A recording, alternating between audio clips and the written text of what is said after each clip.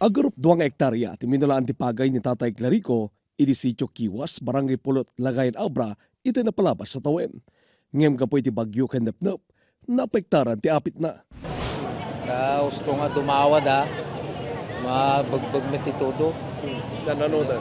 So nagngingisit na binukol na sir, bottle na ako na tayo. So nga ti pukaw na sir, apit. Karaman ni Suna, kaditi nasrok sa ngaribo man nalon iti probinsya ti Abra, iti first batch sa awarding ti indemnity checks ti Philippine Crop Insurance Corporation wenno PCIC iti babaen ti Department of Agriculture. Nang rugin ti panagiwaras sa di kalman, kinagpatingkain ton Marso 17. Iti first batch, pakabukla na 1,154 ti bilang riti manalon kinagdakop ti nasrok 8 milyon na pisos ti baypay. Itangal daw, dagiti manalon manipod iti Bangked, Danglas, Lagayan, Lapas, Manabuken, Peñarubia, ti mawat iti Bangked Covered Court. Karaman dito ni Tatay Clarico, ngay mawat ti nasrok 10,000 pesos. Nagyamang kami lang na sir, tada intel ti gobyerno, PCIC nga tulong, at least naineo na mimanan.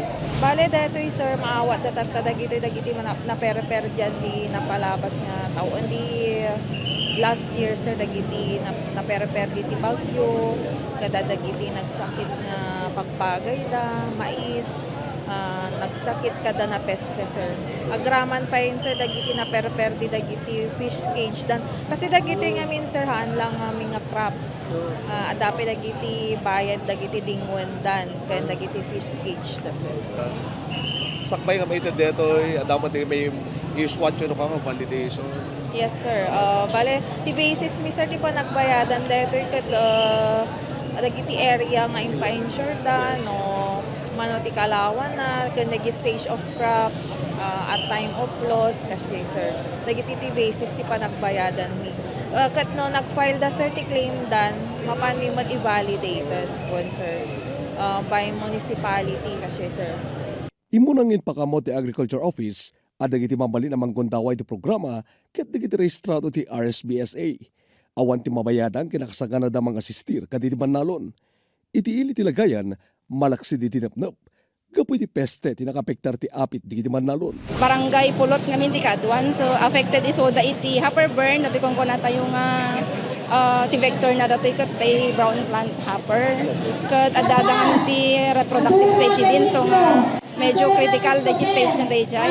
Mga kaduan na halos 100% dagi jay napektaran kakaawat iti jay.